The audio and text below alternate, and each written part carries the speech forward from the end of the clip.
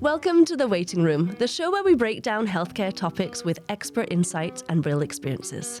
I'm Dr. Lauren Evans, and today we're talking about a topic that so many people have questions about, but often don't feel comfortable discussing openly: weight loss. We know weight loss can be a complex and deeply personal journey.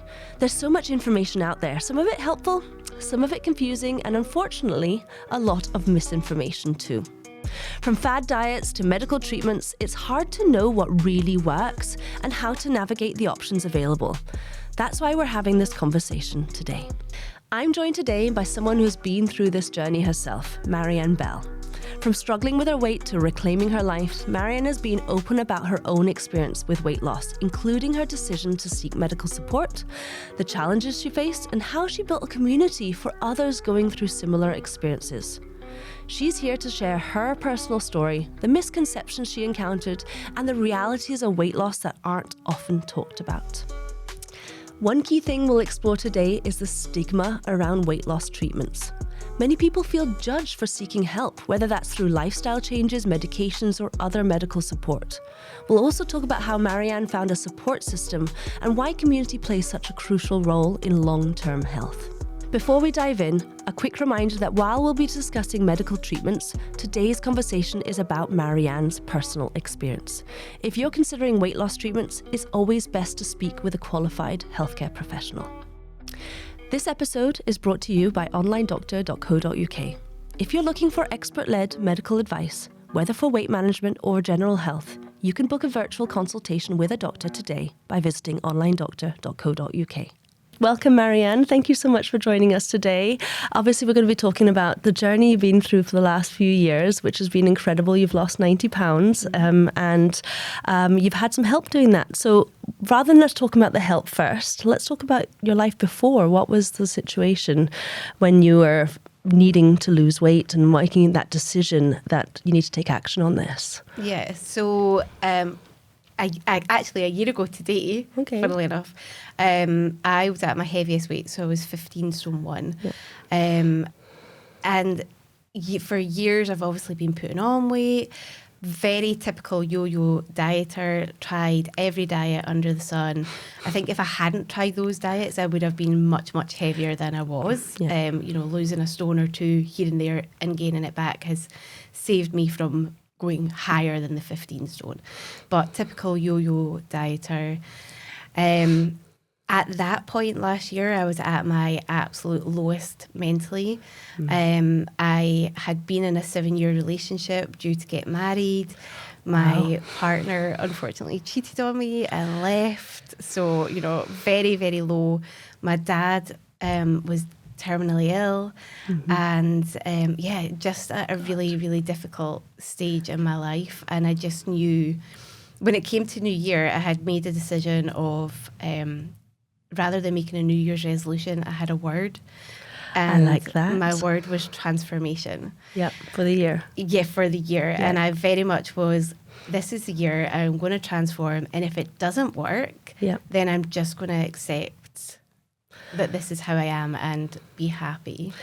What made you feel like this is the time to transform? Was it just the weight, or was it realizing something's not working? Was the weight holding you back from doing things? Obviously, seeing someone close to you, he was ill, and then I think you told me that he eventually died.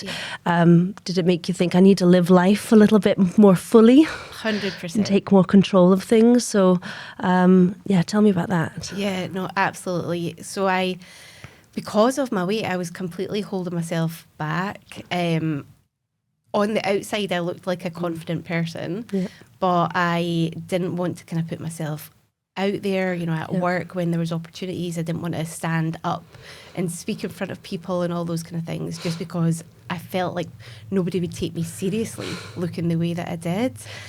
And because of my failed relationship, I'd basically spent the last year kind of just sad and wallowing. Yeah. And obviously my focus at that time was my dad and supporting him and caring for him. And after Dad passed away, I knew that he just would not want me to hold myself back. Yeah. So a lot of what I've done has been for him, and I want to live the best life that I can. I love that. And my mum as well, because she's on this journey as well. Is she? Oh, I love Yes. that. Yeah. And has she loved having the support of having you go through the journey as well? Yeah, so the two of us both started at the same time, Yeah. and we absolutely support each other. I love that. Because Dad passed away, Mum's moved in with me, so that's obviously been a big help. So we prepare our food together and all that kind of stuff. So you've obviously had a lot of changes all in one go. Did you find that there was a lot of food noise because you were using food as a way of self-care? Because you were looking after other people, someone who might have been, close to you in a relationship wasn't there anymore. So was it a coping skill?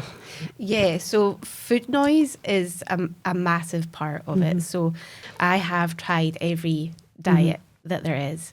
I know how to eat well. I know how to prepare nutritious foods. Yeah. But there was always something that would pull me off track. Yeah. And it's the food noise. And I think unless people experience food noise, they won't understand how difficult it is. Yeah. You're literally thinking about food nonstop. The minute you wake up, it's there at the forefront of your mind. Have a cup of tea, have biscuit. Of course. But that's also because you're using the tools you have available to you at the time. Yeah. And you're only using the knowledge you have available at the time. And I think part of that journey is being like, well, that's okay, but I need to make new tools and new everything else. And speaking of tools, you used gastric balloon. Yeah. You've tried tools like diets. You've obviously, you must have, you probably know more than a lot of other people. What led you to seeking help for tools like medicated weight loss? So it was actually my mum to start with. She, at the time, we'd obviously started hearing a lot in the press about Ozempic, the celebrities losing weight and all of this kind of thing. And my mum was also at her kind of lowest mentally, and she was the one that had decided that she was going to go and get this medication. Yeah. And at the time, I didn't know a huge amount about it other than what I was hearing in the news, which was not always positive. And so I didn't want my mum to just go and find something that potentially wasn't the right thing. So that's what triggered me to start investigating it, looking into it, researching it. So I wanted to make sure that if we were going to be taking a medication, that it was the right medication. I understood what it did. I understood how to do it, what the side effects were, all of that kind of stuff. So that was the trigger for me to start looking into it. Did you come across anything that worried you in that process that made you think, oh, maybe this isn't for me? So definitely the side effects were, something that I had to consider. Yeah.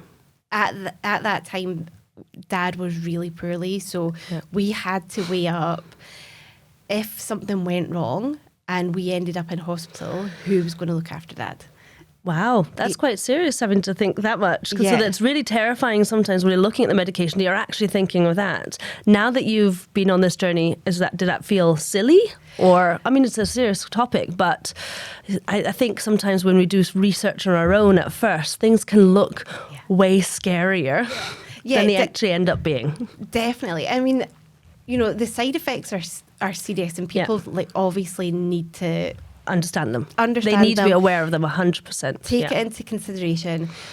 But at the same time, I guess people only talk about the really bad side effects. That's what I meant. Yeah, exactly. So there will be kind of minor side effects where you maybe have a bit of a sore head or a little bit of nausea. Those are all manageable. Yeah. And you should be aware of it, but it is absolutely manageable. Yeah.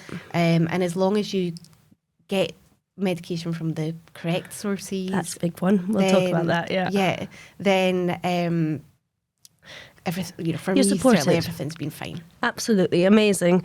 But tell me about then. Obviously, it's a long story prior to starting your because it was Mounjaro, wasn't it? A GLP-1 agonist, which is something that helps suppress appetite, it slows down digestion, and it helps regulate some of the hormones in digestion and sugar control. And as a result, people are able to eat less, have less food noise, and lose weight accordingly. That's the kind of summary of it, but there's so much more to it. So you know, you've had diets, you've had your gastric balloon. What made this different once you did start? It is the food noise. It is the mental clarity. Yeah. Is unbelievable. Okay. With the gastric balloon, that helps with the feeling of fullness and, you know, not how hungry you are. And how hungry you are, how much you can eat, all of that kind of stuff. But what it didn't touch was the mental side of things. That's and the interesting. Food noise. So you're still not hungry, but you still got the food noise. Yeah. So it must be quite frustrating. You want to eat, Yeah. but your stomach's telling you you can't eat. So that's quite a frustrating process. So actually your brain's less clear to do the mental work, which we're going to talk about a bit because that's a really big part I want to delve into. And you've got a great story with that. You wanted to find someone reliable to try another, you know, it must have felt at the time, is this going to be another one that I'm going to try and it's not going to work? But you're like, you know what, this year is the year of transformation. So let's get into it. We might as well put our all into it. So you've now found someone reliable, you understand the side effects and you've prepared for the worst eventuality when you're still like, no, I'm still ready to do this. And then you start it and you realise there's less food noise. Tell me about that first few weeks and what went through you and then why it eventually ended up being a success, because having less food noise allowed clear space in your head for the rest of the journey. So tell me about that. Absolutely. Now, I was definitely one of the lucky ones, and the medication kicked in pretty much straight away for me. I would say within like a day or two. Wow. And this sounds crazy, but like I literally had nothing going on in my head. Silence.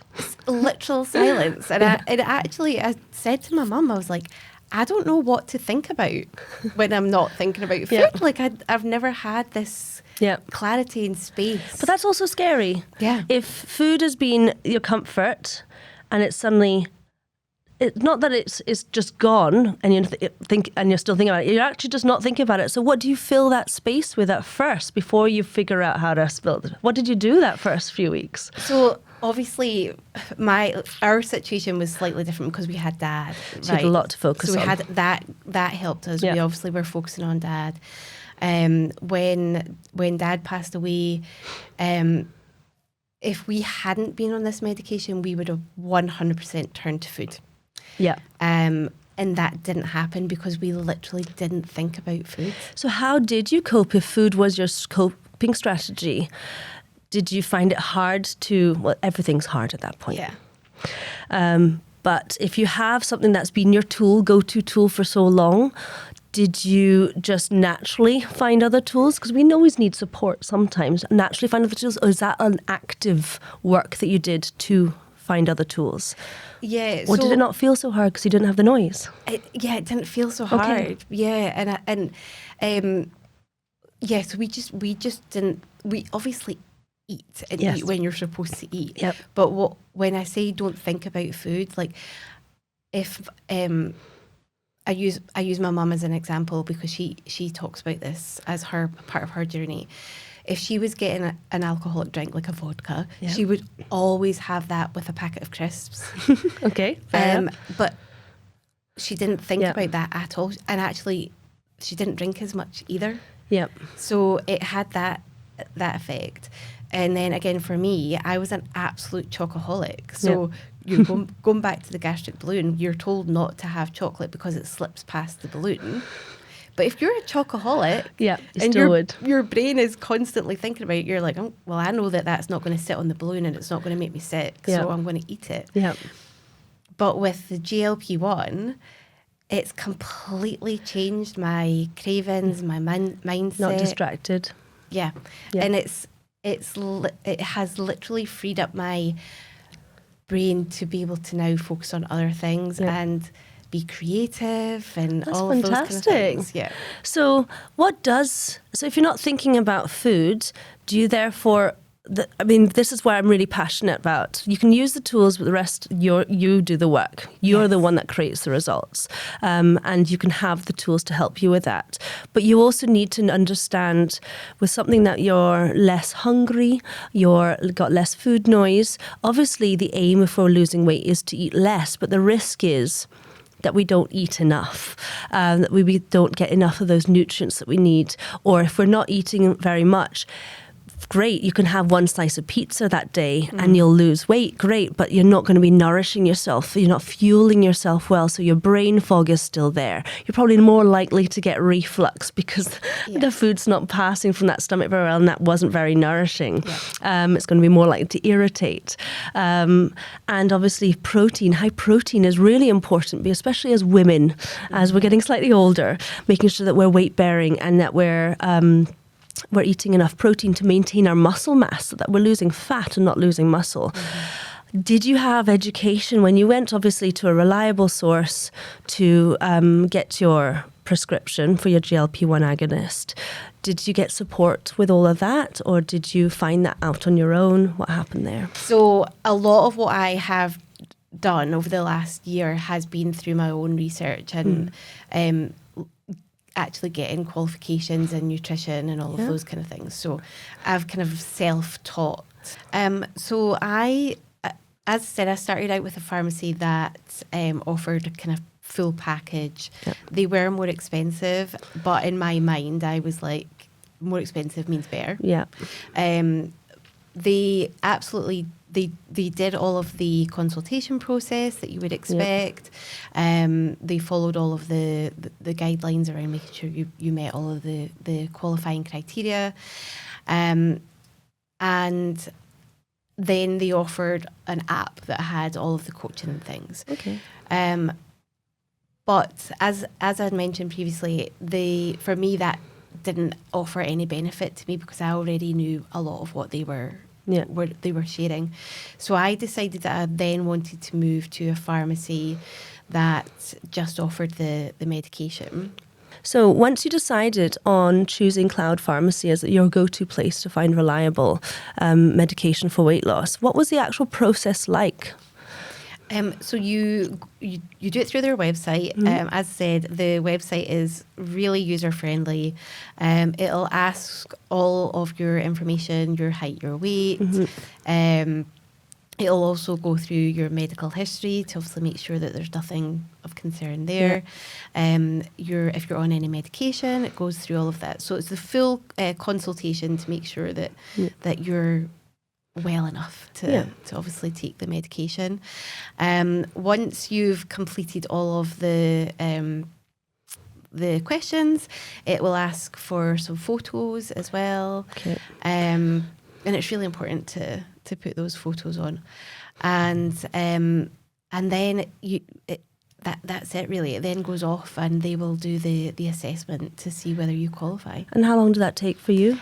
It's so quick. It was pretty much within about 24 hours. And then how quick till the delivery? Was it delivered to your house? Delivered to the house. They do have next day delivery as well, depending on obviously the time that you put your order through and things. So from start to finish, for me, I get my medication normally within about 48 hours. So you're filling out all the forms. The photos are really important, so it's not someone just putting in a random weight, pretending that they qualify for it when they probably don't. So it's a thorough assessment, really quick turnaround with the pharmacists who are the ones who prescribe this medication to you, and you can get it delivered to your house. How often are you getting monitored throughout this process? Is Cloud Pharmacy supporting you with that?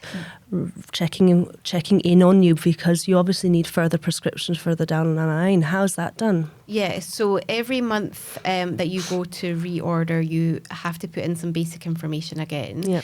As you move into maintenance, that is something that they do continue to check as well. So they'll check to make sure that you're still within a healthy BMI, because obviously you don't want to get too low. They'll also ask you to confirm if you are in maintenance as well, because obviously that's slightly different from people who are losing.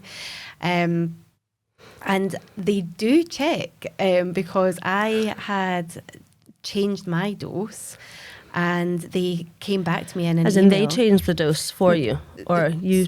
So as I was coming down the doses, I'd had a conversation with Cloud Pharmacy around I wanted to move from 10 milligrams down. Yeah. And what we'd agreed was, because of how much weight I was losing, that the best thing for me to do would be to move actually down to 5 rather than the 7.5. So there was a little bit of a jump. That's good. So we had that conversation and agreed that that was absolutely the right thing to do. When I then put that into the system, the pharmacist that was processing it came back to double check and said, "Oh, you've gone from 10 to 5. Can we just check? Is that right?" That's good to know that, so how thorough it is and how bespoke your treatment plan is made for you, and you're not the one making the decisions about what doses and everything else. That's a prescription. You're getting that guidance and support throughout, and it's adapted as you follow on your journey. That's brilliant. Yeah, definitely. Would you say to people starting on this, what are some tips that you would give for people who are starting on this medication to make sure they have a successful journey? We'll talk about the mindset stuff separately, but like on a day-to-day, if they are on this, they've got less food noise, and how do they want to nourish? And so I'm not going to give nutrition advice, but just as someone who's experienced this, what helped you feel so that you didn't, when you're not very hungry, that you're going to nourish yourself well so that you are flourishing and thriving on this medication, not deprived? Yeah, definitely. So one of the things that I don't do is count calories. And I made that decision right at the start. I wanted this to be a lifestyle change that I was going to maintain for the rest of my life, and I don't want to count calories for the rest of my life. Fair enough. I'm sure you're not alone. And I think if you're going to count calories, you have to do it properly, and you have to weigh and all that, and who has time for that? Yes. It's about thriving, not counting. So what I do is I make sure that at every meal I have a protein source, I focus on fibre, complex carbohydrates, I get my nuts and seeds. I actually have like a 3-course meal, but just in smaller portions. So portion control. That's going to fuel you really well. Yeah, portion control is a big one. We have a lot of homemade soup, because then that's going to get all those veggies in. Fermented food as well. Before this, gut health, love it. Yeah, absolutely. Before this, if somebody had offered me some sauerkraut, I would have been like, absolutely not. That's disgusting. I can't even Pass say the it. chocolate. But now I'm all about the sauerkraut and the kimchi. I love it. And but why? I guess because you've done some education. Is it food noise doesn't? A lack of food noise doesn't make you crave kimchi. I think I do put it down to the GLP-1 that my cravings, like what I enjoy, the food that I enjoy has completely changed. Amazing. So when I have like a salad with kimchi and sauerkraut and things, I actually enjoy it. And I don't, like before where I could have like 6 bars of chocolate and not feel sick. I literally can have like a square of chocolate and you're satisfied. That's enough for me, So it has completely changed my taste buds, my cravings, all that kind of stuff. That's really interesting. I hadn't heard so much about that. So that'd be really interesting for people who are really interested in delving into this to hear about that. What other unexpected benefits have you discovered from using GLP-1 or this journey? I guess, as I said, having the mental freedom to be able to learn other things and find the things that I really enjoy. So as I've said, we spoke about the kind of mindset stuff. But also your confidence, you talked about previously, which is so it's hard to be. Obviously, it's amazing that you're more confident, but it's a societal. It's a sad thing that when you are heavier, you held yourself back. You stopped yourself doing. I remember you said that you learnt to become a Zumba instructor and then never actually did it. You held yourself back by your weight. So obviously, with this journey and the weights come off, I want to really delve into the mindset stuff in a second, but you've built your mindset, you've obviously educated yourself, how do you fuel yourself well, and that's partly because you're realizing I don't have to crave the sugary things, and so I'm craving nice of that, and look how that makes my body feel as well. But you obviously built more confidence. What else has happened, I guess? Have you been out there more? You're obviously here. Yeah. You were on ITV the other day. Yes, definitely confidence. It's funny, actually, you said a moment ago about worrying that this might be another failed attempt. Yeah. That was definitely my worry at the start.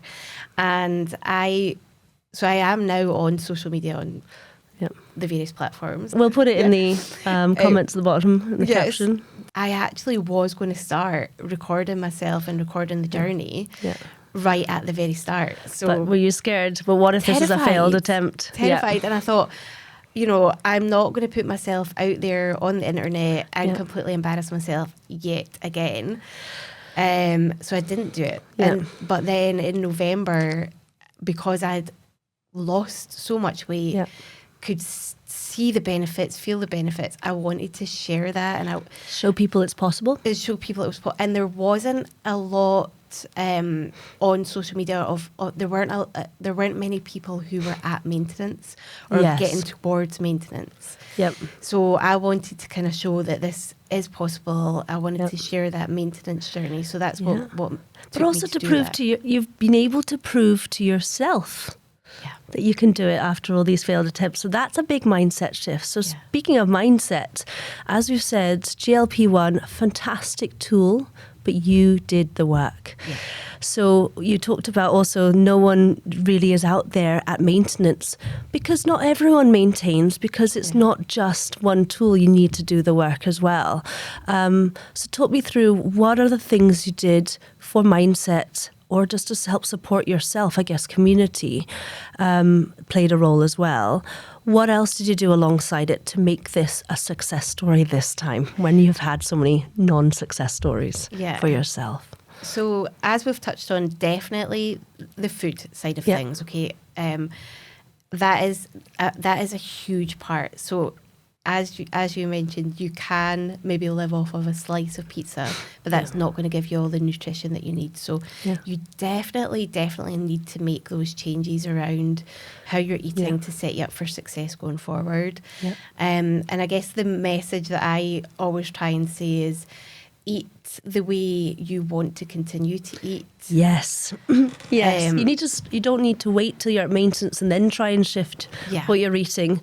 That's too much. It's too much once. You need to be going into using this tool ready for when you're coming off it, or when you're on that really low maintenance dose, if you're someone who needs to be on that. I love that. Exactly. I also say don't chase the suppression, because whilst the suppression might help you eat less, again, once you start coming down those doses and get to maintenance and you're on the lower suppression, you need to have had those lifestyle changes and food changes to be able to cope with having less suppression. And also how to cope with feelings of hunger.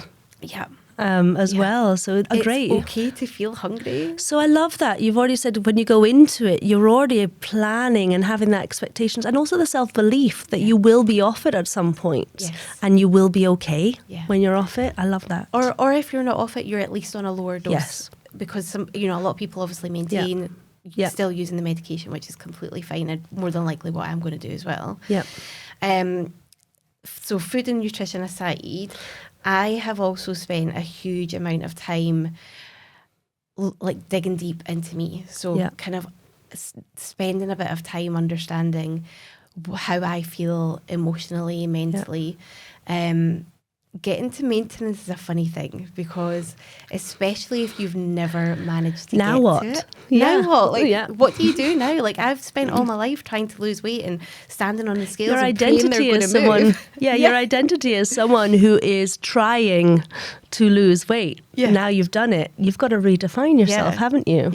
And I think, so how do you define yourself now? Because you've just recently hit your maintenance on your goal weight, haven't you? I have, which is absolutely crazy. Congratulations. To say. Thank you. So now it is all about finding me and carrying on, and I've now achieved the biggest goal that I've had all my life to get to a happy, comfortable weight, and I'm here now. But it's about continuing that and always continuing to develop myself as well. So I still stand on the scales every day, but now instead of wanting them to move, I want them to stay. Yes. Do you ever find that, just a thought, but would someone, if they still identify themselves or how they define themselves is, I am someone who is trying to lose the weight, subconsciously could sabotage when they've hit maintenance to go up in weight and then go back down, so that they are then, because that's more comfortable when you're in the state of how you define yourself, isn't it? Yeah. So the minute you hit maintenance, having to really change that self-identity, it's so important to do that self-work. Yeah, oh, definitely. I think, that's such an interesting point. And a little bit scary and sad at the same time. I think definitely if you've not put all of those changes in, there is obviously the risk of putting the weight back on again. And I guess that's when you probably really need to do that inner work of, is that the cycle that you constantly want to be on, as putting the weight on, taking it off. Yeah. Or who am I outside of this? Yeah. Yeah. That's amazing. I like how it really made you think there. Yeah, definitely. You've met other people. You talked earlier about a GLP-1 community. Has that been a big factor, having people around you who are on that same journey, sharing their own ups and downs and advice? Has that been helpful? Yeah, so when I started, I didn't tell anyone. I kept it secret, other than my mum, obviously. It was a secret. Is that because of shame? Is there? Yeah, tell me. The shame, the fear of it not working. Yeah. Obviously, there was a lot of stigma around using medicated weight loss. There still is the amount of people that say it's the easy way out. Yeah. And it absolutely is not. You still have to put the work in, as we've discussed. So I didn't tell anybody. As I started to lose weight, a few people obviously kind of asked. One of my really close friends, turns out she was also on it. Also hiding it. So we obviously are able to support each other now. Yeah. There is community within social media. It can be a bit of a funny place. Yes. Yes. Yeah. So there definitely is people out there that will support you, but at the same time, there's a lot of misinformation on social media. And they'll be kind of very glad to put it out there when you're the one that's done that research, isn't it? Yeah. So what is it? What would you say to people who think, there is stigma around it. We want to change that. But there's still a lot of people who say, well, you should just have tried harder prior to lose weight. You should have just tried harder. You just eat less, exercise more. That's just this. It's obviously something you've maybe even tell yourself. So there's that shame. Well, what's wrong with me? Why am I not able to just do what all these people are saying? What do you say to that? So from my experience, I have always been sporty. Yeah. I've been involved in sport since I was 3 years old. I started ice skating when I was 3 years old. Fantastic! Wow.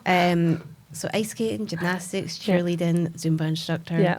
I have a treadmill, a Peloton.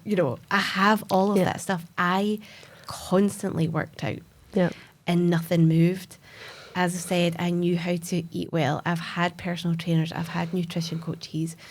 Nothing worked. So for me, it wasn't a case of eat less and move more. I was doing that and it still didn't work. Yeah. It didn't stay off. It didn't. And to be honest, it moved slowly as well. The difference being on the GLP-1, I think with it regulating the hormones, my body's now processing food in the way that it's supposed to. Yep. So I find it easier to lose weight. Yep. But that's now because my body's doing what it's supposed to do. Yeah. Another really key thing for people to do is acknowledge your non-scale victories. I like that term. So you can absolutely get focused on the scales. And sometimes the scales won't move, depending on your time of the month, things like that. So important. They might not move. So focus on the other things. So take your measurements. Take those pictures. I know that sometimes it might be uncomfortable to take pictures, but it's so important, and it's such a good thing to be able to look back on and see see the visual differences and acknowledge the little things like, can you cross your legs easier? Yeah. You know, can you put your jeans on easier? Can you touch your toes? Like all those little things that but aren't also skills. the other little things like, oh, today I felt confident to go out and put myself out there for something else. It doesn't always have to be a physical type thing. It can be your confidence as well. Those little non-skill wins as well. Some of the ladies that I'm currently working with, they spoke about being able to walk up and down the stairs without feeling like an 8-year-old. They have recently joined a gym. They didn't think that would ever happen. They were able to do a move at the gym that they struggled with. You know, there's lots and lots of things to acknowledge and be so proud of away from standing on the scales. But this is why community is so important, because you need people to share that with, but also if you hear other people's non-scale wins, they're real. A number isn't something real, because the non-scale wins are actually what have emotion attached to them. Then I was able to walk up the stairs and not feel like an 8-year-old. That's so much more real, tangible and emotive than, oh, I hit XYZ number.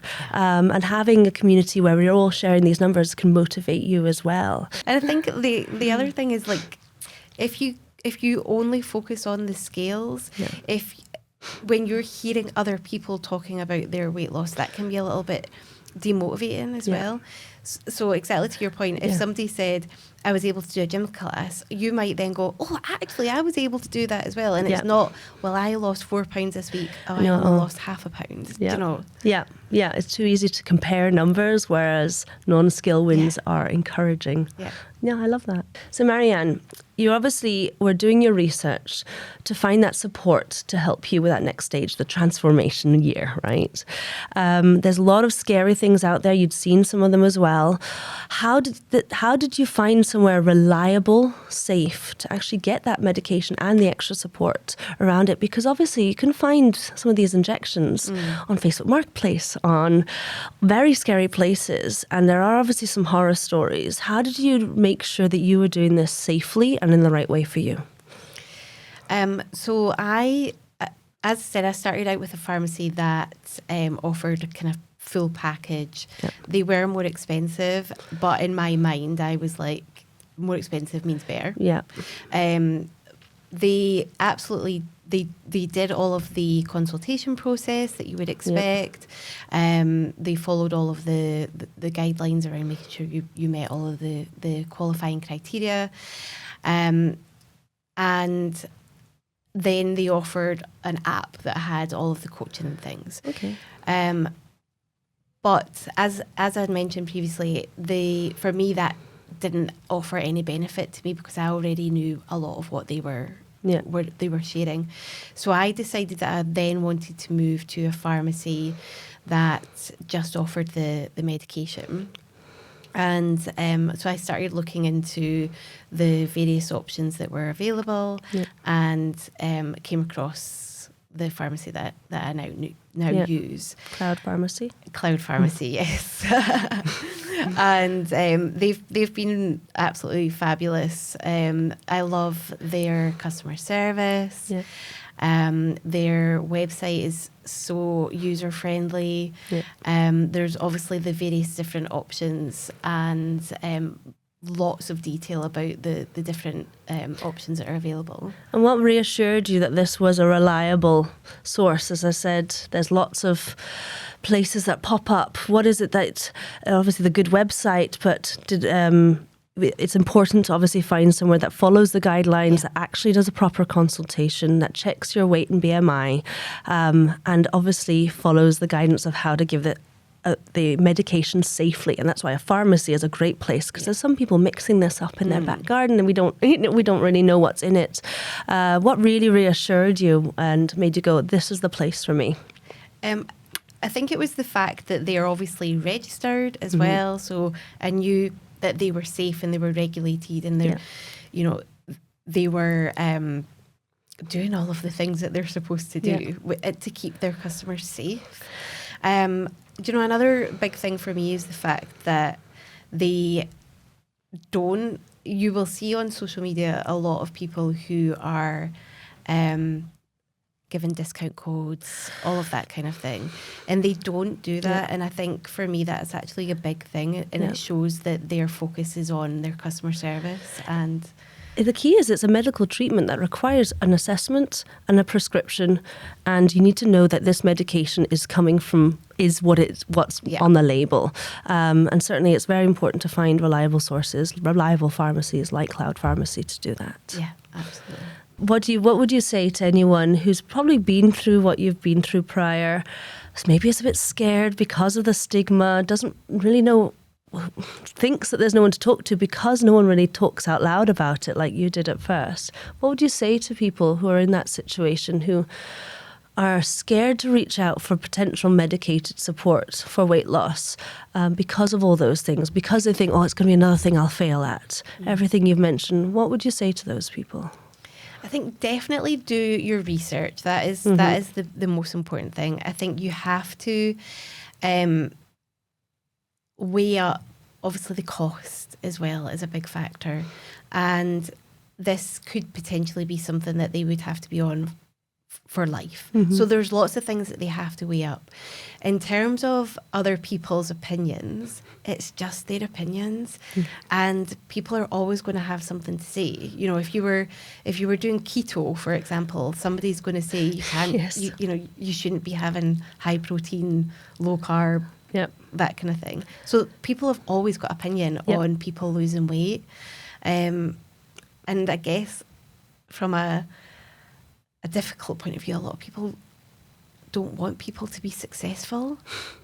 So I think stay in your own lane, focus on yourself. If going down the medicated weight loss route is the right thing for you, then do it. And certainly it worked for you and has given you so much more than I think you expected. And part of hitting that goal, it wasn't about the goal, it's about who you became in the journey to get there and beyond, isn't it? Yeah, definitely. And so it's given you more than just the confidence to now start doing things that you held yourself back from. Obviously, the weight, which has given you health benefits. It's that journey, that mindset and everything else. And I think that's incredible. Yes, you might have had a tool along the way, but the rest was absolutely you. Yeah.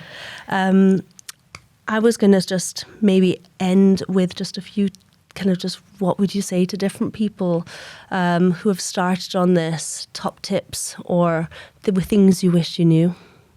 Definitely top tips is start thinking about your maintenance plan now.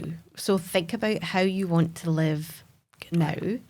And start incorporating those changes. So whilst you've got the good levels of suppression, get your fundamentals in place. Look for good community as well. There are definitely community spaces out there, and surround yourself in like-minded people. Because you will get that resistance and people who think you need that support from people letting you know you're doing the right thing for you. Yeah, definitely. And the other big one is understand your why. I love that. So why are you doing this? Like, why do you want to lose weight? Why do you think the medicated route is the route to go? And when you get to your goal, how do you want to feel? And who are you going to be? Last question.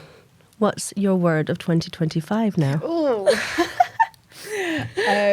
My word was balance. I like that. Yep. Yeah, so balance. I want balance and maintain. From that side of things.